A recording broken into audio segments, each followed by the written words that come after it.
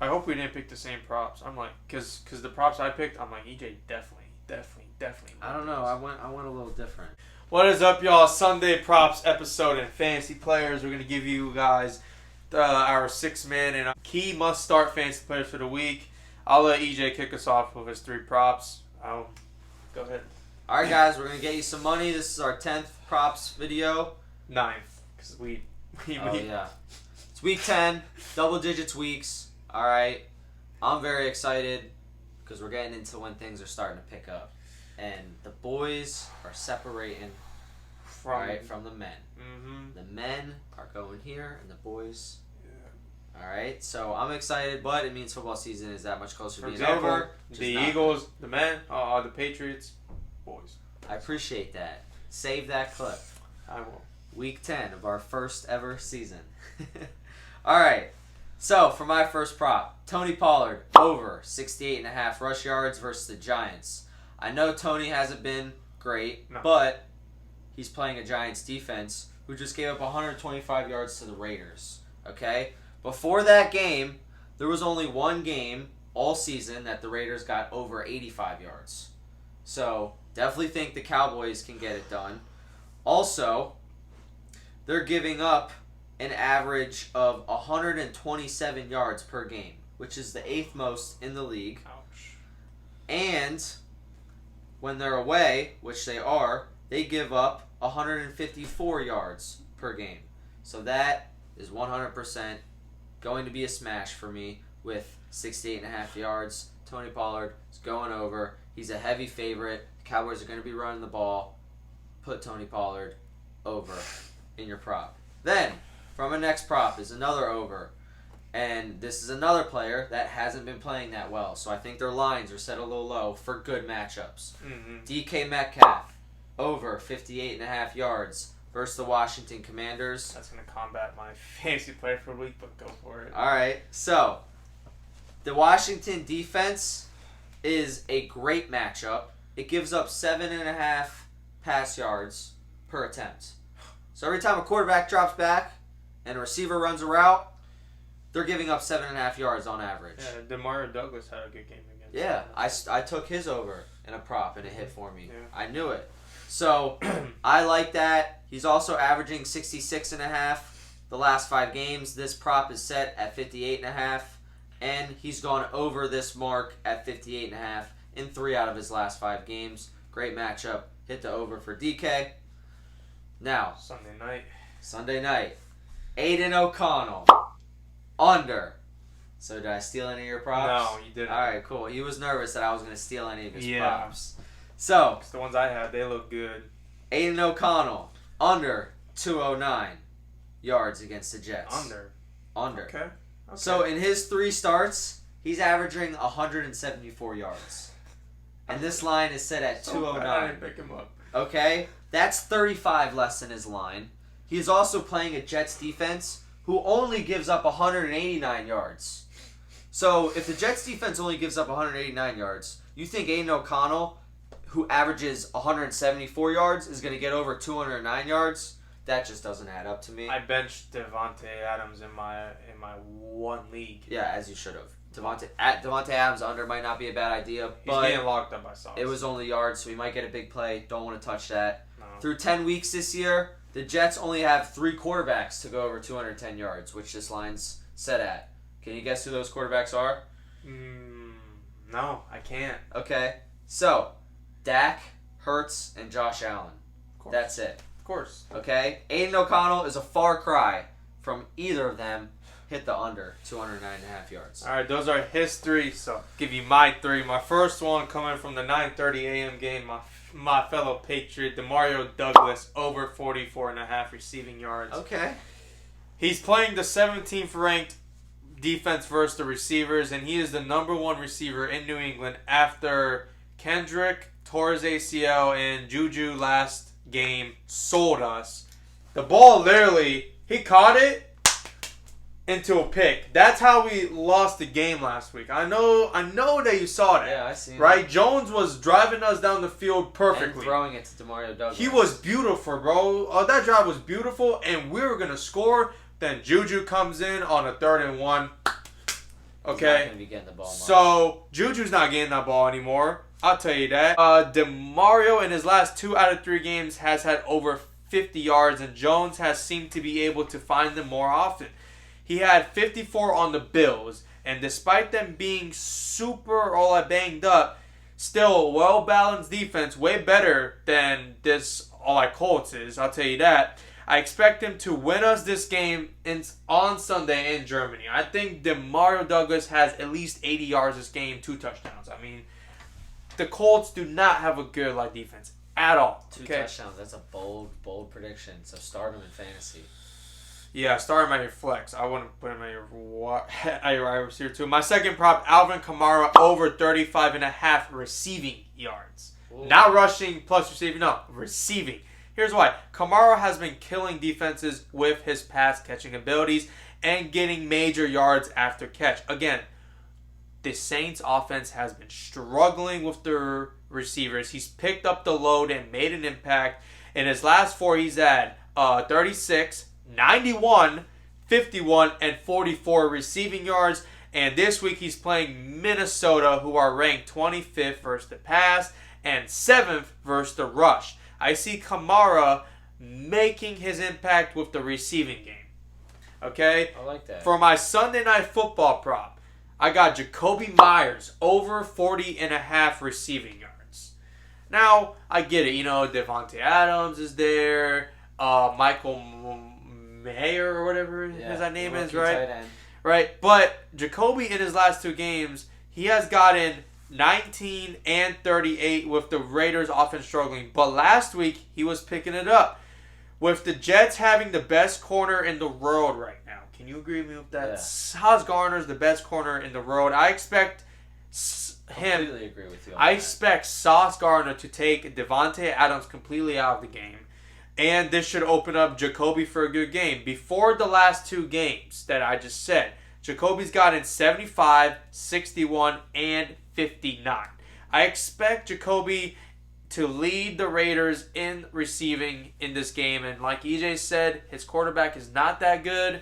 I see him getting a couple of 20-yard passes. Maybe he picks it up after, but I don't see him going over 60 yards. But I think 40.5 is pretty safe for me. Okay. I like it. I was looking at it, but I'm just scared of that Jets defense, as you saw Aiden Connell under. But you got a good case for it, and the coverage will be to Devontae Adams, so and they may be dumping it off. He's been struggling. He's been struggling hard. I benched Devontae Adams. Who benches Devontae Adams? I benched him. Okay, I'm telling you, I am not playing him this week. There's no way. And if he goes off, I should trade for him in Dynasty. Someone, this kid in the Y League offered me Nico Collins for Devontae Adams. I was looking at it. You gotta get an RB or something. Yeah, exactly. I'm not gonna do it straight up. Yeah. All right. So on to our fantasy players. Those props are gonna win you some money. I like a lot of those. To be honest with you, 5 out of 6 of them I feel real good about, but we ain't gonna talk about the one that I don't. So, my first fantasy player, Geno Smith versus the Washington defense. Wow. All right. Wow. There's a lot of teams on a bye. They're back on a bye. Mm-hmm. Okay, so if you need a QB this week, Geno is playing the 31st ranked defense against fantasy QBs. So that means there's only one team that's allowed more points to quarterbacks. Okay, also, Washington tends to give up big chunk plays. We saw it in person. They give up big chunk plays, not so much little passes. Also, big chunk plays. It was A.J. Brown. Oh, he's the man. But Devontae got some big passes, too. Yeah, he did. Julio scored. Wasn't a big pass, but that's a big play. So, the defense gives up an average of 7.5 yards per pass. Like I said, that's a high average. So, something has to be an outlier there, which is some chunk plays, which Washington does give up. I play Geno. I think he's going to go off. They got weapons in Lockett and DK who can stretch the field. That's what this defense is not good at defending. I say play Geno as a fantasy quarterback this week. Okay. Now, another player, and he's coming back from injury. You should be very, very excited about it, and you should start him and not think twice about his backup. That is David Montgomery over Jahmyr Gibbs. Okay? He's playing a Chargers defense who is 22nd in most points allowed to the running back position this season. The Chargers have also allowed 8 rushing touchdowns this year. Okay? That's 1 each game. That's true. Yeah. David Montgomery has scored a touchdown in every single game he's played this year, except for the one that he got hurt. Okay? I like David Montgomery to be in the fantasy lineup and not think about it twice because he should hit pay dirt. Okay? And I like a goal line back in a game that is a 47.5 over-under. David Montgomery's prop might not be too bad for fantasy points. No. All right, now on to my Sunday Night Football fantasy player. I got Breece Hall. Okay? Breece Hall, you got him too? Yeah. It's the Raiders' run defense. There's nothing much you could say. I know He that. had a bad week last week, but he's going to go nuts. He's playing the Raiders, okay? If you didn't know, the Raiders were a great team to play against after Deontay Foreman dropped 30 on them. And then if you watched Monday Night Football 2 weeks ago, Jahmyr Gibbs went absolutely berserk. So if you didn't think that was a good matchup, I don't know what to tell you. I'm pretty sure Devon Achane had 50 points, and Mostert had 40 in the same game. So Breece Hall is like my guaranteed start in a game that has the Jets and Raiders offense. Sounds like you agree with me on that. Yeah, no, I definitely do. Are you done with that? I'm done. All right. So for my fantasy players, my first one, if you need a quarterback, I also have a quarterback, Joshua Dobbs. Okay. Okay, he didn't take a single snap at practice last week and came into the game and led them to a win. Why is no one talking about that? That's what I don't understand. Everyone's talking about it. It's all over my Instagram That is feed. crazy. Okay. He took the Vikings to a win. Didn't take a snap at practice with any of his players on that team. Now, what does that say? Right? If you need a quarterback and for some reason he's available on some waivers in some leagues, I've been kind of, like Googling it, and he's available. Yeah. So, or he's just on somebody's bench because they might have someone like Hurts or, but Patrick Mahomes and Jalen Hurts are both on a bye this week. There's a lot of quarterbacks on a bye. Patrick Mahomes and Jalen Hurts, top 2 fantasy quarterbacks. If he's on your bench, start him this week with ease. If he's on your waiver, pick him up. Throw all your fantasy cash on him. Throw it all in there because Joshua Dobbs is the guy to have this year. You should look to start him, especially with the Jets or Jets reportedly coming back in 2 weeks. He had 27.5 fantasy points last week on Atlanta and plays the Saints this week. Saints are ranked 8th versus the pass, but it is a home game, and the Vikings fans right now are rocking. They won their last 4 games. Okay, and to keep that playoff push alive, Dobbs is the truth. I can't believe you just said put all your money on Joshua Dobbs. I would. What? You have like 100 and... Well, how much money do you have in the Money Pot League? $120. He has $120 in a $140 budget league. So he's $120 left. You put $120 left. But I don't think I'm getting there, so screw it. Not with the 3 and 6. But anyways, Joshua Dobbs to me, it's hard to imagine he's still going to be available in your league, but if he is, take him right away. My second player, Jackson Smith-Njigba. Good play. JSN, okay? A wide receiver 2/flex this week. He is questionable of a hip injury, though. So, kind of sketchy on that. But if he plays, he's worth a start. In his last 3 games, he's gotten 16.3, 12.6, and 12.3 fantasy points. That's perfect for a flex. 2 of those came against Cleveland and the Ravens. 2 really good pass defenses. Great pass defense. With Lockett being questionable, and I understand it's a hamstring injury, but if JSN plays, they played a 30th ranked pass defense in Washington, and with Washington throwing everything at DK possibly, this will open up JSN and Tyler Lockett if they play. He also has scored a touchdown in his last 2 out of 3 games. I like JSN this week.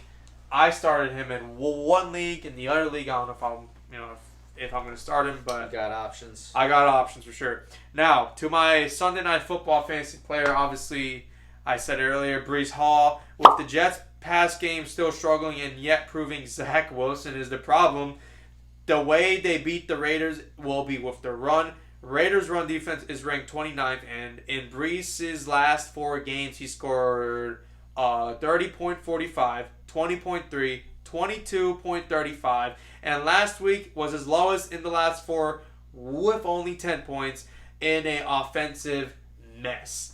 I see Brees getting into the end zone in this game and coming away with between 14 to 20 points this week. Why not? Or even more. I would not be surprised. I like it. Yeah, like I said, I disagree with you. Brees might finish RB1, and these picks are number 1. So lock them in. Put our 6-man together, please. Win you some dough. Target those fantasy players also, so if you want to trade for them. Yeah, man. Trade me for JSN, man. I'm telling you, I'm offering you. Right. I got other talks with other managers. Okay. All right. We'll see y'all on Monday Night Football, Peace. man.